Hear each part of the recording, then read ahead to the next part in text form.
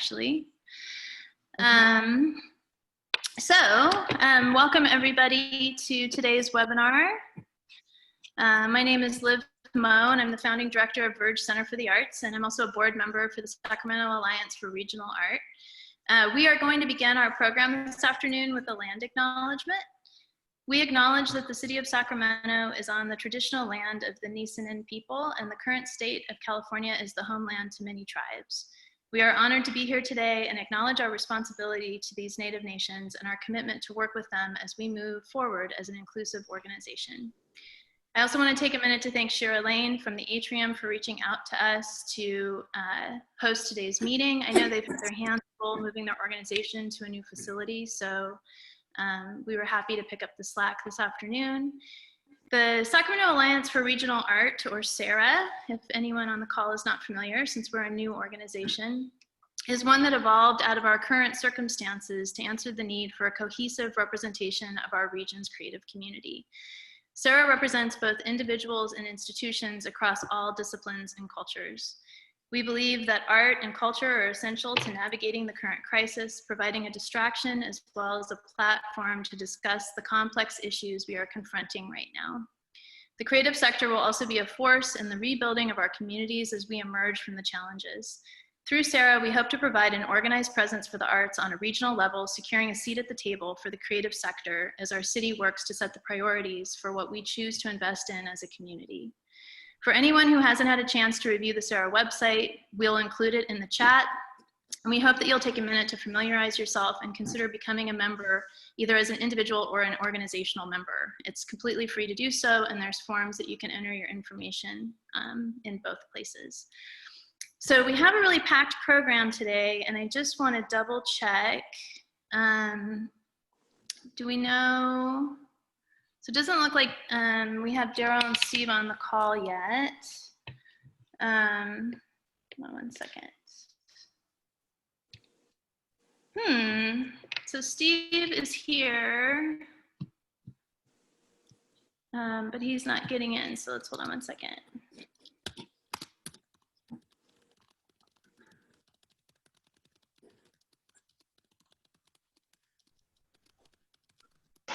Sorry about that. Technical difficulties, everybody. Let me just. I just saw the mirror pop up, Liv.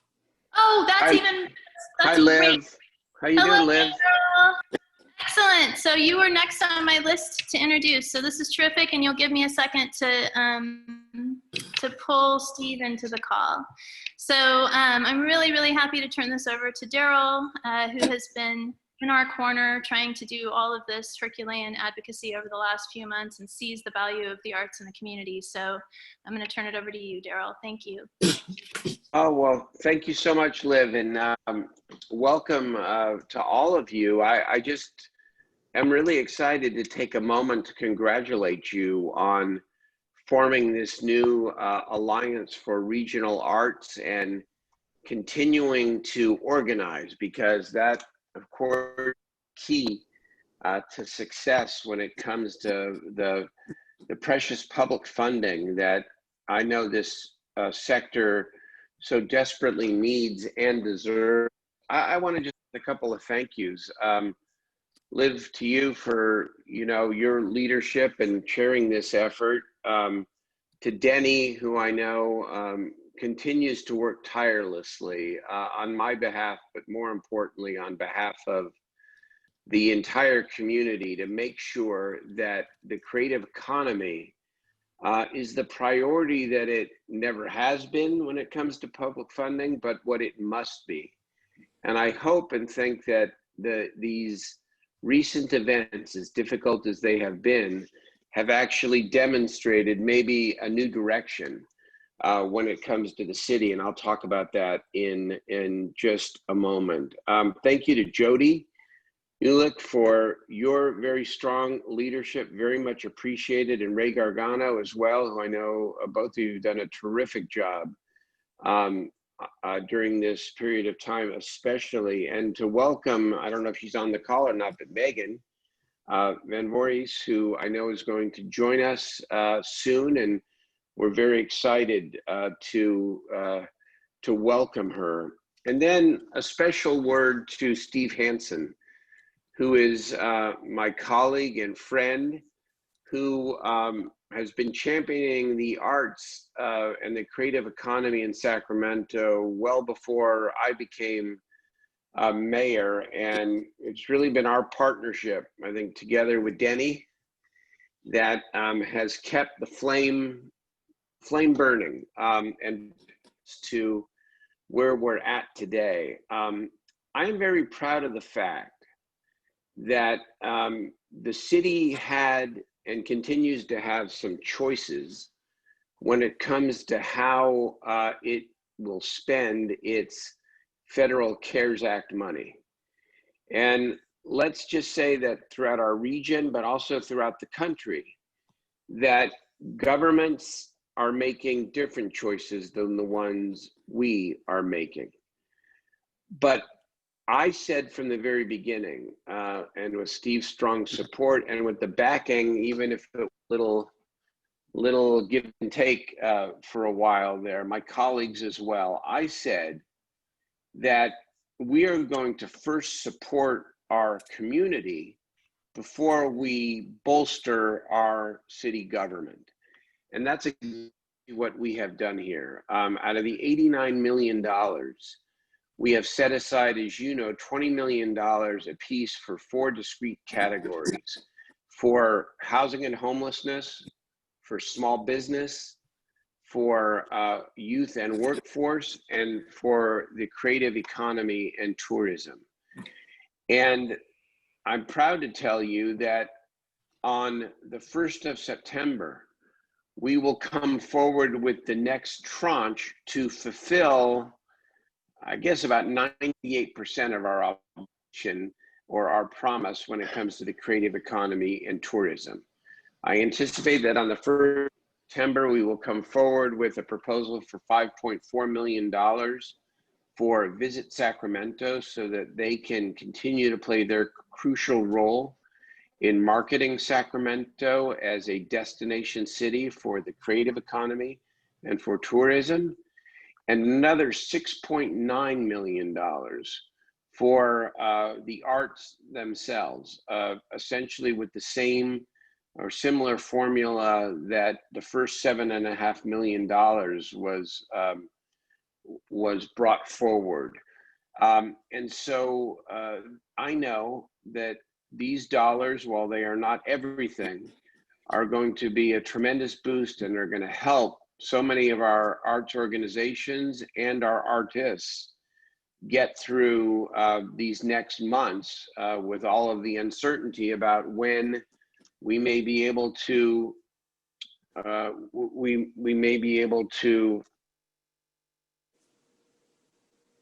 resume live performances and all the other things that have been lost in the midst of this pandemic. I'm sorry, the video is not on. Now I see that it's on. Is it on? Yes. Mm-hmm. Yeah, I'm going to start all over now. No, I'm just kidding. I just think my video is off the whole time. But anyways, I'm really proud that, and another overstatement to say that we're really leading the nation, I think, when it comes to dedicating this percentage and these amounts of our CARES dollars for tourism and the creative economy. And where there may be critics, I'm happy to have the argument, because this part of our community is an essential underpinning of growing a modern economy. And it brings the vitality and the fun and the joy in our community as well. And it boosts our tourism and boosts our tax base and all of the other objective indices that do in fact matter. And so I just want to encourage you to do what you are doing, which is to organize and to be political power players in the best sense of the word, to do what every other stakeholder group does, and that is to use your rightful voices to advocate for this sector, and to do so consistently, and to continue to do so in a sophisticated way, and to build alliances and coalitions and do the give and take and all the messy things they call politics, because in the end, the dollars will then more likely flow away. And that's really important to me. I know it's important to, it's really important to the future of our city. Cool. Thank you so much, Daryl. I'm so glad that you could join us this afternoon. I really, I know that you had a packed schedule, and it's really, really great that you could join our call. And next, I see that Steve has been able to join us as well. And actually, Michelle, can you turn off the share screen? And then we'll turn it over to Steve. Well, good afternoon, everyone. Thank you, Mayor, for those kind words. And thank you, Liv, to you and Sheriff and everybody who helped organize this. We've had a series of these, but it's been a little while since I've been able to participate. And I think the timing is just right. And the Mayor was talking about a couple of the big things on our plate right now. But I first would like to thank Jody Ulick, who couldn't be here, but has been with her team, Ray Gargano, working very hard through the grants process to help allocate the $7.5 million that we prioritized through the council. I think everyone is aware that we were originally going to put out $5 million, but because of the huge demand in the small business program, which was a separate but complementary program, we pushed hard and were able to increase the initial amount from 5 to 7.5. And indeed, we got applications in excess of what was available. And the Arts Commission met yesterday to begin working through the final details of those allocations. The timing is also right because, as the Mayor said, on September 1st, we have another item coming before us to advance more money into the creative economy. And in one of the really remarkable things I saw from the grant applications that were shared, sometimes prior to submission and sometimes after, was there was an incredible amount of ingenuity, collaboration, and what I would call innovation in the way that people are looking at this challenge, not just the impact of COVID on the past and the lost revenues, but how we could come together as a community going forward to help each other. And I can't help but think that this is part of that, with over 60 people watching this particular webinar. The third really important thing that's happened, and it's a little bit later on the agenda, but I'm going to take a moment to talk about, is for quite a while, we've been in the hunt to hire a new creative economy manager. And it was extremely competitive. And I know that in the end, there were some people who weren't selected who were really wonderful. But today we have Megan Van Voorhis on the call, and she just wowed us. I had a very little bit of time with her.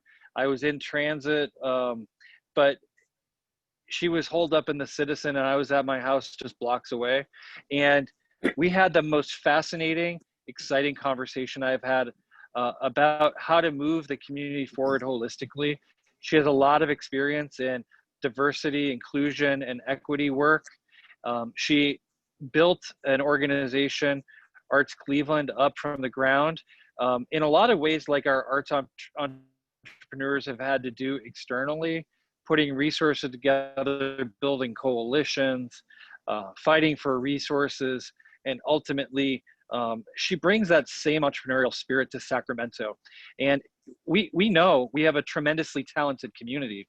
That's never been our challenge. It's how we organize and how we partner together that has really been one of the huge opportunities to bring more focus to the creative economy in all of its different facets. But I also know that she's very dedicated to the Creative Edge plan that the city put together in combination with so many stakeholders. Last year, we fought really hard to get a couple $1 million to invest into that plan. It's a little bit of a strange silver lining the fact that the CARES Act, Matsui, Congressmember Barra, and our other members of the delegation, and the fact that the city had grown slightly over 500,000 meant that we qualified. And while we got $89 million, we parsed it out into 4 really important categories, the creative economy being one, and the mayor deserves a tremendous amount of credit for leading us to dedicate $20 million to this particular sector. And if you look at what the fight was last year, over $2 million, to now have $20 million of public resources available. And I know it's to help plug the gap for all the lost income and revenue, but I think it's a very unique opportunity to do what we call in the LGBT movement to lose forward or to fail forward. As much as this is a staggering and troubling time, I believe that these resources give us an opportunity to reposition our region, our organizations, our businesses, and our community to really highlight our creative economy sector. And so the grants discussed yesterday at the commission are just a piece of that, and bringing new leadership and new energy in to partner with all of us is another part of it. And I can't tell you how excited I am. Also, I should note, I'm going to turn my screen sideways. I don't know if this will work for people, but I'm really proud to have this new mural done in my backyard by a local artist named Davey Fiveash. He was an artist who participated in Wide Open Walls, and his mural got painted over because ultimately the business that had it decided they just didn't like it.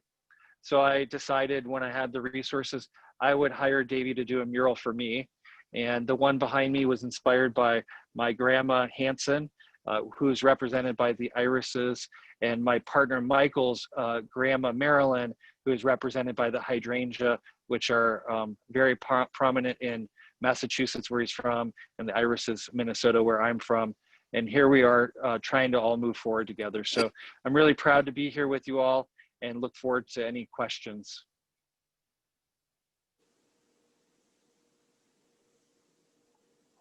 You're on mute, Liv. Did you want to turn it over to Megan? Yeah, that would be great. You're in charge, Captain. Megan, I'm throwing it over to you. Thanks so much, Councilman. It's really exciting for me. I had a really great time touring around with my family when we were there over the 4th and a little bit before that, and talking to folks in Sacramento. And I'm excited to actually be back next week to find myself a home in the short term, and then ultimately like position my family with a home in the longer term. This is a really, I'm gonna just say to you, I'll start with the Creative Edge Plan and then share a little bit about me. I have been with the same organization for 17 years, and it has been my joy to contribute to our Cleveland's development as an arts and cultural city and its infrastructure. So, you know, for me, I was looking very carefully at what the next opportunity was going to bring as I look forward. And I will tell you what I told everybody in the conversations along the way. I thought that the plan really evoked for me a passion from the community for arts and culture, and a sense of excitement and energy that I found really interesting and dynamic. And that just drew me in. And the more and more I talked to people, I was really very excited about just how wonderful all of you were. I'm an arts kid. I always have been. I grew up dancing at the Flint School of Performing Arts. And for many of you, you know, you may have one perception of Flint's identity. Maybe it's Roger and me. Maybe it's Flint Town. Maybe it's some other, you know, most dangerous city in the world. But for me, Flint was a place that had arts and culture as its core. And for me, as a young person, I had an opportunity to engage in the arts. And my family was supportive, though they weren't necessarily interested. You know, they didn't necessarily come from the arts necessarily as a background. For me, they supported that along the way. And the arts were a part of my school, a magnet school. And so that influenced who I am. It's a core part of my identity. And it's fundamentally why I believe that the arts change lives. It's changed mine for the better. And I definitely think it can influence everyone else's. So it's a part of what I bring to the table. I think the plan is great. And there's a lot there to be leveraged. And I know there was a lot of community investment in that. And being, you know, coming from the side that I have as an advocate for so long, I understand what community investment in making something means. And for me, it's not something to be considered lightly. People invest time and energy in something, and they want to make sure that their voice is really considered. So as I look at the plan, it's really thinking about our realities, right? It is, where are we today? The plan was adopted pre-COVID. We're in circumstances that none of us ever anticipated that we would be in. And so, you know, we have to look at that and determine which things get elevated in light of those circumstances, in light of the opportunity before of us, and what things might we need to put aside in the short term. It's a foot in the, what do I want to say? It's a foot in the future. We want an eye toward the future, so we're making the right investments. But there's also a lot of what COVID has surfaced nationally, escalating trends in our field, and presenting an opportunity for us to open up and address systems that have long kept people out. And if this is a moment of change, this is a moment of change, and we need to embrace it. We have a lot of opportunity, I think, as an arts field nationally to look at the diversity in our field, to look at the question of race, nationality, how all of those things are influencing what our field looks like and who has access to opportunity and how we're building on that. I look at it from a data perspective. I've looked a little at those data so far. I know I will have more opportunity to look at it in the future. My internet connection is unstable, so I hope you guys can still hear me. This one, it's really important, I think, to understand where are the disparities in our field and surface them and talk about what is driving them. So it's not just a question of diversifying boards in nonprofits, it's a question of what is the racialized experience in the arts that is contributing to disparities in terms of occupational employment, and what are we going to do about that? For me, that is what I'm most interested in changing, beginning to create opportunity, beginning to look at how we're supporting people of color based on where we know they are. So if they're centering in certain industries, are we actually supporting those industries where people of color are? And we also have to look at those places where we have competitive advantages as a region, and begin to look at whether or not we're connecting people with opportunities. So that connects with youth, it connects with education. So much the tie to where our field is going. And so places where we are absent, arts education, I would like to see as an opportunity. Could we actually recreate a system of arts education that is more forward-looking? Not necessarily creating systems that support what has been, but what will be people. So that's where I come from. I think that arts and culture policy should tie to the high-level strategic objectives of any entity. I've been a huge advocate for creative intersections, looking at the role of arts in healthcare. It's a very near and dear to my heart, particularly arts and mental health in particular. Very connected with our county hospital system here, the essential hospital system, and looking at how the arts can help with some of those issues the essential hospital system faces. So for me, that's the perspective I come from. We take the priorities of our communities, we take the priorities of our city, and we make sure we understand what the arts can contribute to those things, and that we actually have a conversation about that. And we're at those tables and we're in those rooms. I think the last thing that I would say is that I've spent a lot of time building partnerships externally.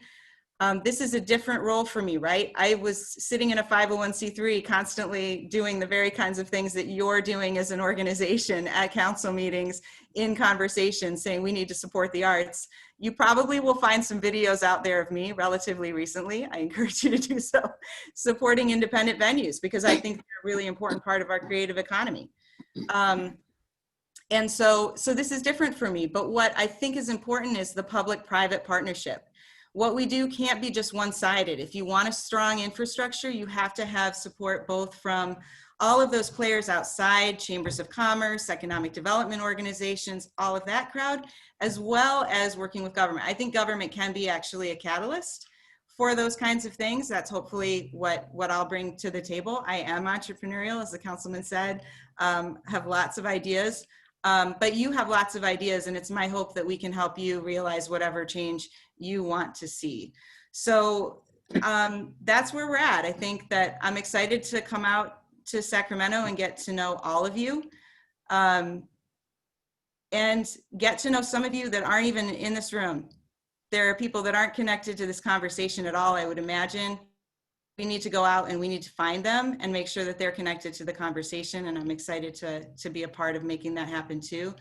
And I'm sure you all have lots of things to say. It's been really great. People have been reaching out to me, and actually wonderfully people in Cleveland who are sad to see me go, but excited about what's next for me, are reaching out and connecting me to colleagues in Sacramento. I mean, who knew, right? Sister city. It's great.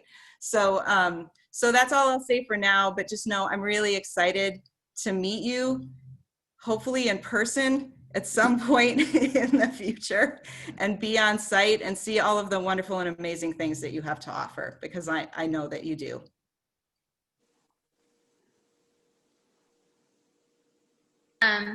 We are just so excited to have you here, and we're really, really pleased that you were able to join the call today and introduce yourself to the regional art community and to get this conversation started. So this is really super exciting. Next, I want to turn it over to James Wheatley, who I just had the privilege of co-authoring an op-ed with, my first actual op-ed. And people have been mentioning it to me all week. I hope they have been to you too, James, and that you've been hearing good things and compliments, because I've been hearing a lot. But yeah, so I'm gonna turn it over to you. Okay, thank you. When an organization such as the Sacramento Alliance for the Regional Arts is formed, that tells you there are voices that want to be heard and problems that must be addressed. I'm going to share a few thoughts with you. A reality that must be recognized is that the demographics of our region, our state, country, have long continued to change. A few years ago, we learned that if you combine the numbers of non-white people in this country, that combined percentage would soon be over 50%. I saw that, and I told people that I know that things locally and nationally were going to change. And we can see that reaction nationally. The reaction is happening in spite of the fact that this country is built on the premise that all men are created equal. And if we study our history and we do a little digging, we know what the word meant, what that actually meant. It left out a whole lot of people.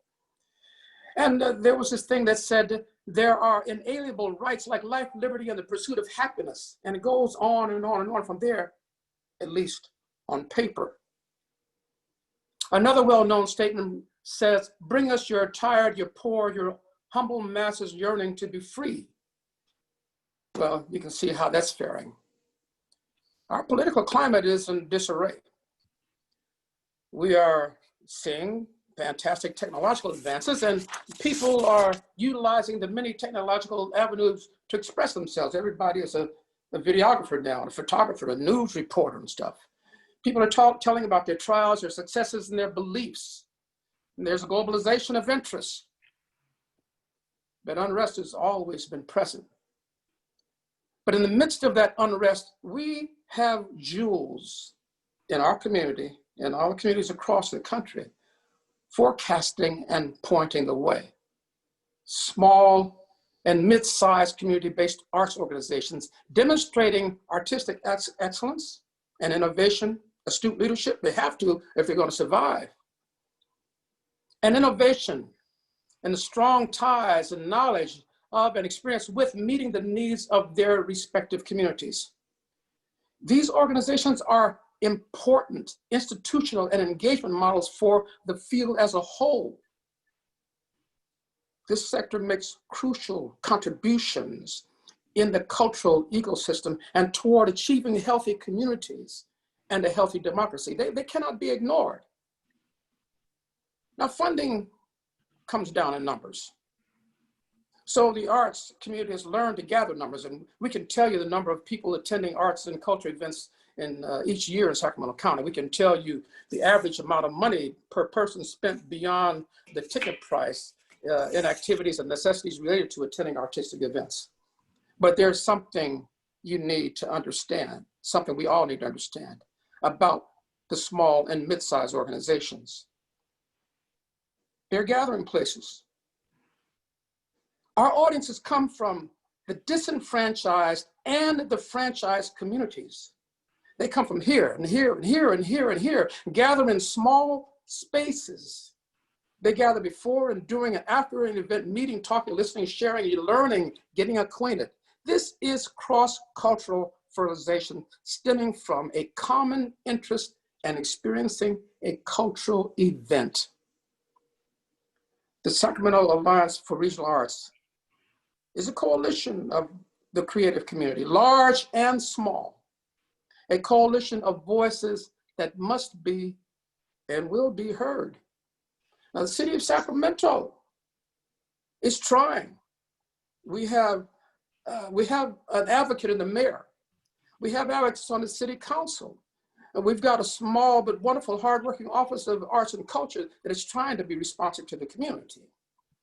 But a large segment of that community is not well known, is not well recognized or valued in terms of the contributions to the welfare, substance, and challenges facing all of us. The Alliance seeks to have all organizations recognized and valued, and to bring their voices together and channel them to the mayor, the city council, and the board of supervisors. Listen, you know, this is a scary time. The Bureau of Economic Analysis identified the arts and culture economy as among the top 5 industries most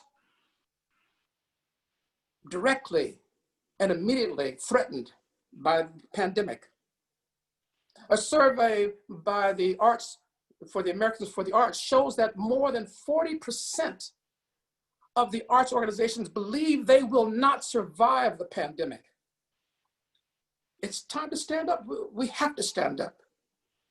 If you are not a member of this organization, it's time to join.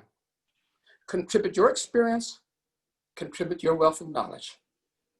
Thank you. Man. James, you just you said a tough act to follow. That was incredible. That was so, you said everything so much better than anything that comes out of my mouth. That was just so amazing. Do what James said. You can do it for free. You can join SARA for free. It's all on the website, artsforsac.org. And if you're not familiar with Celebration Arts, you need to be. Denny, I'm sorry that you're going to follow that, but I hope that you can do your best. I wouldn't like to follow James Wheatley. No. That's a daunting task. That was very powerful, Mr. Wheatley. Thanks for sharing that. And I too want to add the congratulations of the mayor's office and my own to you and Michelle and all of you who have put this new organization together. We have long needed a more inclusive tent for all of our diverse elements of our arts and creative community, and you have now formed it at a particularly important time. So we couldn't be more supportive. I also want to just say how proud I am of our mayor. Julie Baker of Californians for the Arts and others have brought to our attention that he has committed a greater percentage of the CARES Act funding than any other mayor in California, perhaps across the country. And also my old friend, longtime friend, Councilman Steve Henson, who has been such an amazing champion for the arts during his tenure as a council member, a perfect partner for the mayor. And with that shared vision, they have produced this badly needed support for our community. I also want to thank Jody and Ray. I talk to them almost daily. They have worked nights, days, and weekends for weeks to get this first tranche of money out to the people who so desperately need it. And in spite of way more demand than we had the resources, I think they and their Arts Commission have made some very fair and equitable decisions to see to it that this money has its maximal impact. You've now heard that for the second tranche of the money pledged by the mayor, we have a new date. September 1. It was to have been next Tuesday, August 25th, but both the money for the cultural Visit Sacramento and for the arts will be taken up on September 1st. You've heard the new amounts that approximately 5.4 will be going to Visit Sacramento, a slightly amended amount 6.9 for the arts, which I'm told by people who really follow these things is likely to make the difference in this city. While arts and culture are collapsing virtually internationally, we have a shot, thanks to this allocation of funds, to have artists, our nonprofits, and our cultural institutions making it through next year by carefully watching their overhead and minding the P's and Q's. They're likely to be able to make it into that period where once again we can open up and restore access to our artistic products. So that's really great. Now down to the really hardcore stuff. These things don't happen automatically. Councilmember Hanson and the mayor can have the vision they have. They can exert the leadership they do and will on our behalf. But believe me, this city council is under siege right now from competing interests in the community, all of which are worthy. We have food insecurity. We have people on the brink of eviction. We have a lot of problems created by the pandemic and systemic problems of racial injustice, income inequality, and a whole bunch of other things that we have to take a lot more seriously than we have. But as Mr. Wheatley reminded us, the arts and culture and the creative economy stand equal to all of the other endeavors involved in the human enterprise. And in some cases, they outdistance simply an equal contribution. As Megan pointed out, they're essential in terms of the mental health of a community and our citizens, and so many ways are important. That should drive us to support Councilmember Hanson and the mayor as they make their proposal on the 1st to a council that, as I say, will be asked, pulled from different directions. Some will suggest 6.9 million is too much for the arts right now, when other small businesses, restaurants, salons, etc., are all suffering. And I feel really badly for them, but our sector has been badly neglected for decades here.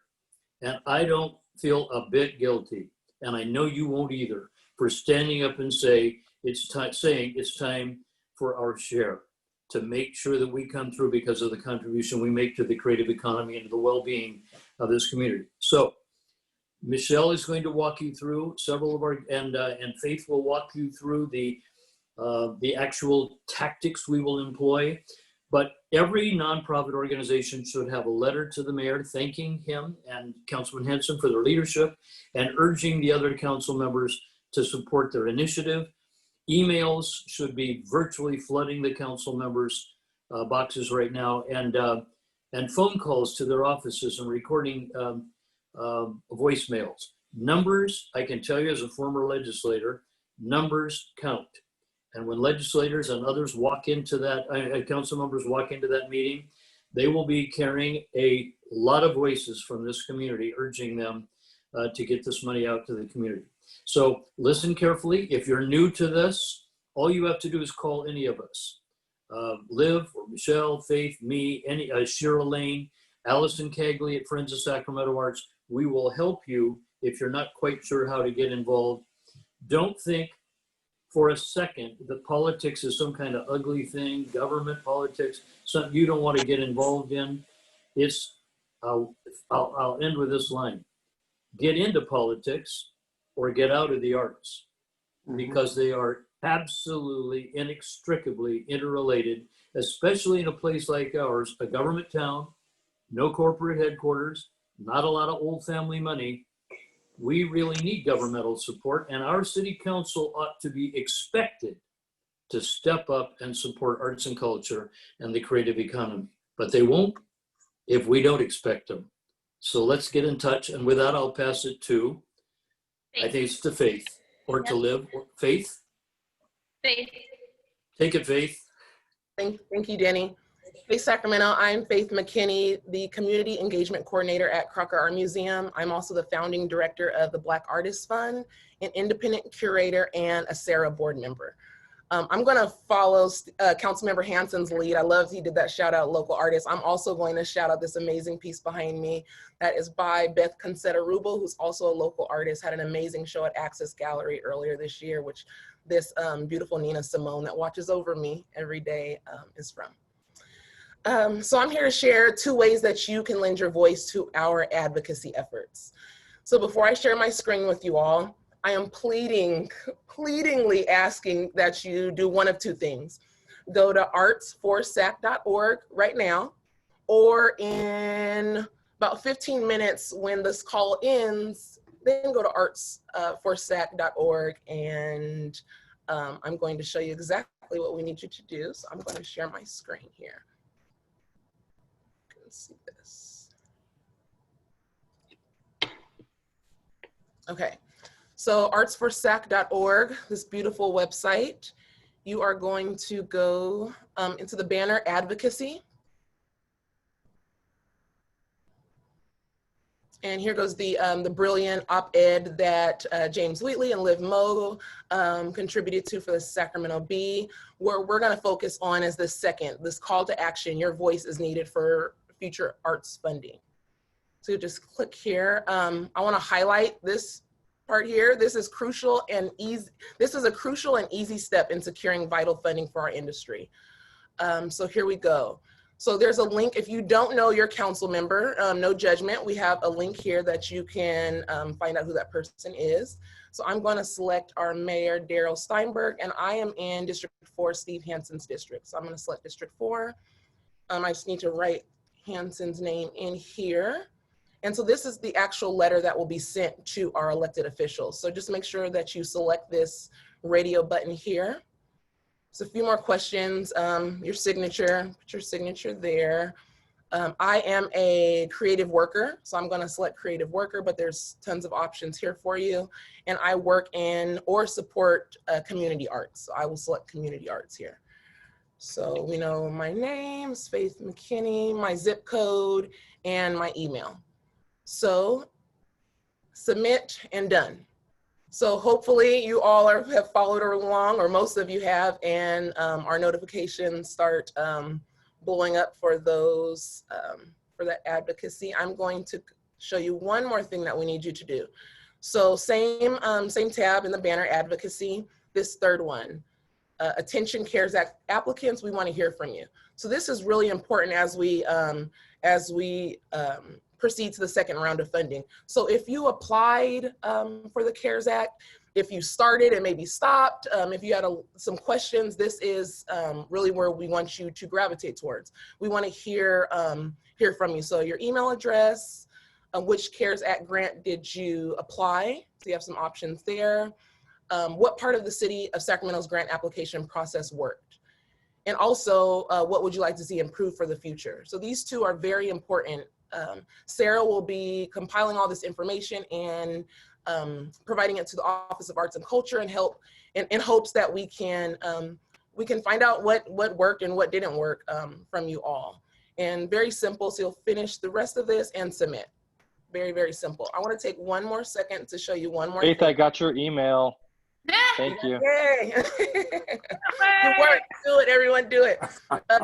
The 3rd thing I'm going to ask you all to do, if you have, the first 2 are priority, please do those. The 2nd is join SARA. So here it's very simple, it's free. You can join as an individual, you can join as an organization. What I love about this is I've joined obviously, but I was able to just see all of these other arts professionals, artists, people that are working in our community, and that's so important, just building our community. So I'm going to stop sharing here. And I'm just gonna say thank you for lending your voice to this very important effort, and let's get this money. Pass it over to Michelle. All right. Thank you so much, Faith. Okay, so we are just gonna go through some logistical things. We don't want any obstacles to anyone, lending their voice to these efforts that we have. So give me one moment here. So we have a change as Jenny stated, a change in the council meeting. It'll be Tuesday, December 1st at 5 p.m. So you might see the old date, but just ignore that and know that that is the date. You will go to sacramento.granicus.com to get the agenda and to view the link that you will type on to get to the meeting. You'll see there that it says watch now in progress. That will only come up right as the meeting is starting. So what you won't want to do is if you keep going to it beforehand, you'll need to refresh your computer in order to get to the watch now in progress. And that will take you right to the meeting. And you'll see right over there, there's the e-comment. That is where you can provide a comment on what that will be included in the meeting. When you do that, please make sure you get that in before noon that day so that it will be read at the meeting. The next thing is just action items. You can call in during the meeting. We want you to call in. And when you go to that agenda page, it will also tell you what number to dial in order to make your comment on the particular agenda item. And feel free, anyone, Denny or Steve, to chime in if you have anything to add on this. But you will go to the agenda beforehand, and it should come out about 4 days before the meeting to see which line item is the 7.5 million to the arts that we're asking for, which line item that is, and then that will help you figure out what item, what number to dial. The very important thing is you must turn off or turn down the meeting on your computer or device nearby, or there'll be a lot of feedback. And it happens every meeting, someone calls in and they don't do that, and their 2 minutes is basically wasted because from what I understand, you can't hear them. So please make sure to be reminded to do that. And again, also the e-comment before noon to get your comment in.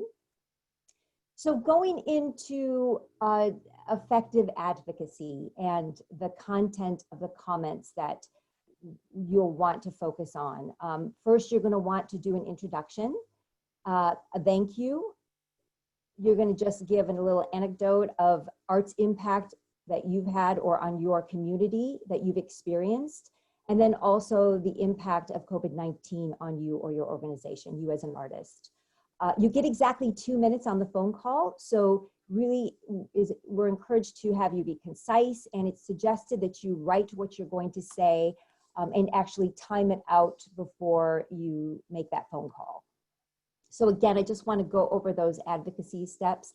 Step one, you're going to start with your brief introduction, who you are, what your art is, and what organization you're affiliated with. Step two, as Denny said, say thank you to the mayor and the council members for that first 7.5 million. Thank you for the efforts of the Office of Arts and Culture for that quick grant distribution process that they just went through. And then also that recognition that was also mentioned, that many cities around the country were not as fortunate as Sacramento to have a city support the arts in regards to this federal funding. So you'll want to just really make sure to do that as step two.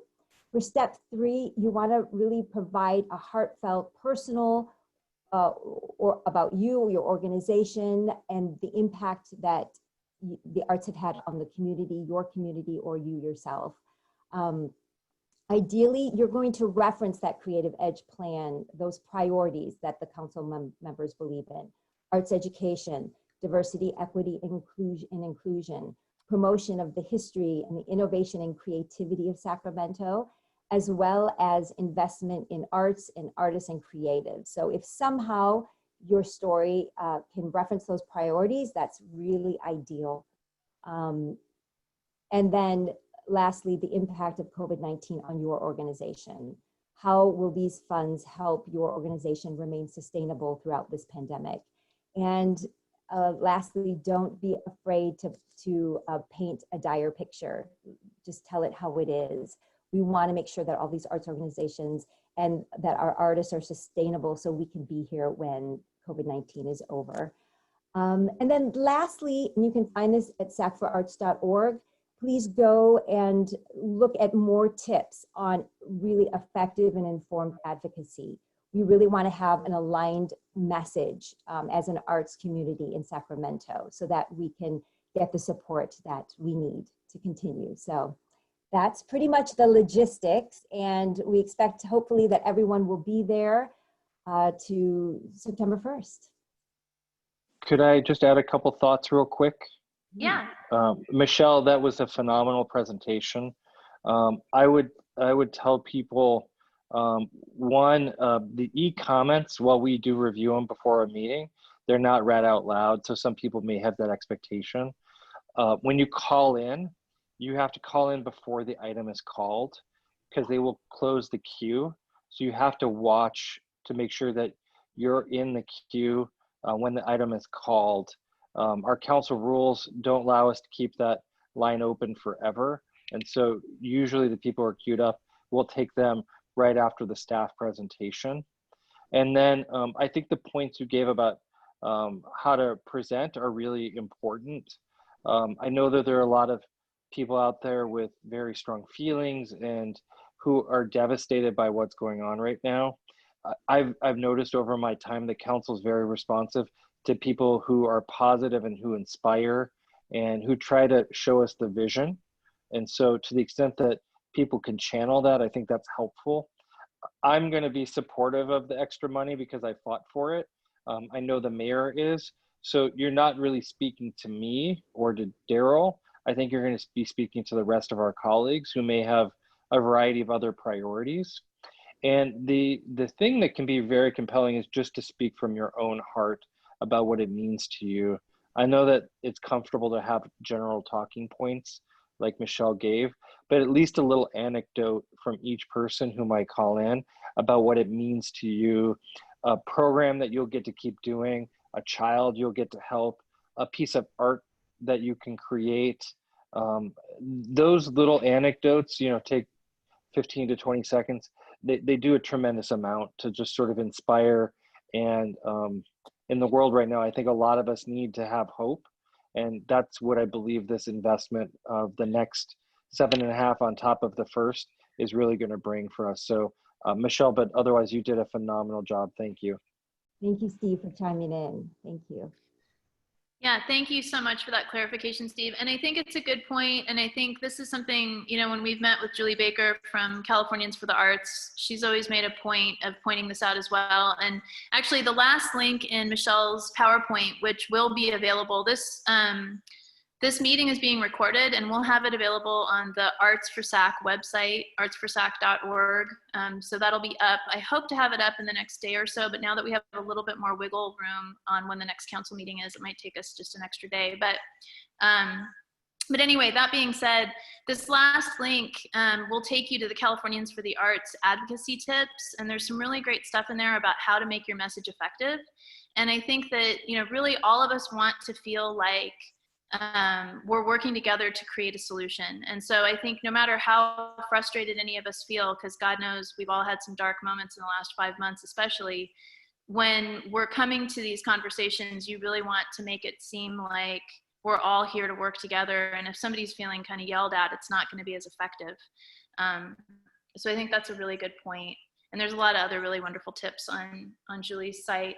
And then in the Q&A, I saw somebody, this is a question maybe for Denny. There was somebody who said that they live in El Dorado Hills and they want to know if there's any way that they can be effective.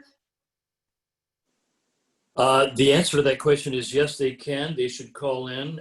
As you know, while you're a regional alliance, Sacramento is considered kind of the cultural hub of the region. We bring school children here from all 13 school districts throughout the county and the region. And we provide our theaters and assets for all of them. So yes, to call in and talk about how important it is for anybody in the region to have arts thrive and alive in Sacramento is helpful. If I could add one other point to that, to what Councilman Henson told you. If any of you intend to call in and know any member of the council, and if you are providing services or a project of any kind in one of their districts and helping with some of the underserved kids, neighborhoods and corridors out there in their districts, make sure you reference that so that they understand that all art is not just happening in Councilman Hanson's district, but it is happening throughout all the districts. And sometimes I think they lose sight of that. That's a really good One addition to what Denny said, to those of you who may call from outside the city, I would just encourage anyone who cares about the arts in Sacramento to make a donation to the Black Artists Fund, to Celebration Arts, to the Latino Center, to Verge, to any one of those groups, and then call in and say, I might live in El Dorado County, but I'm a donor to the arts groups in Sacramento because I believe in the importance of what their mission is and what they do. And I hope that you support them as much as I do. Great Really idea. easy. Great idea. No, that's Plus, I want people to donate to our organizations so that people know that it's not just government money that's going to fix this. It's going to be private philanthropic dollars as well. And I think this also brings up a good point, and something I've observed in some of the council meetings that I've spoken at and attended. I think Steve's made a good point that this is something he's already going to be in support of. So obviously it doesn't hurt to send letters, but for anybody on this call who does not live in District 4, it's really crucial that you submit a letter and that you ask your neighbors and your friends and people that are patrons or just care about the arts, not just people that are working and involved in it, to send letters. The more districts that are heard from, the better.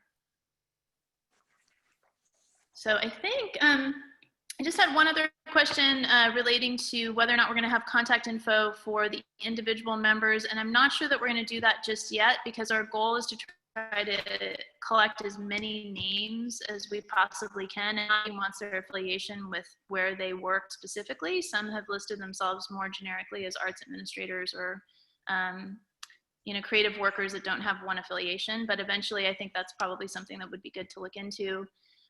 Somebody else asked for clarification on the website. It is artsforsac.org, not SAC for Arts. So that was just a mistake. So make sure it's artsforsac.org. I shouldn't make an excuse, but we are a pretty new organization and we pulled this together pretty quickly. So forgive our dust, pardon our dust. We're under construction. I'm trying to think. I think that's all of the logistical stuff. And in case, unless anybody else on the panel had anything to add. I say, Liv, I can tell, my email is blowing up. People are filling out that form right now. So thank you. Thank you, everybody. This is so good. Excellent. Well, I just want to give some thank yous, James. Your statement tonight really was it was moving. I have to be honest. That was just really exceptional. And you gave voice to the vision that we've had in starting this organization that is far grander and more moving than anything I could have hoped for. So thank you for doing that. Thank you. Michelle and Faith, thank you for pulling together all this logistical stuff that we had to present tonight. That was amazing. Megan, for joining us with your 3-hour time difference and coming across the country to join us is very exciting. And then of course to Steve and Denny for continuing to steward us through all of this, all these different choppy waters and be our champions and our advocates. I just cannot thank you both enough. So with that, I think we'll keep it exactly at 1 hour at 4:59. So go enjoy dinner, everybody, and thank you so much. Great work, everyone. Thanks. Right. Bye. Thanks, everybody. Bye.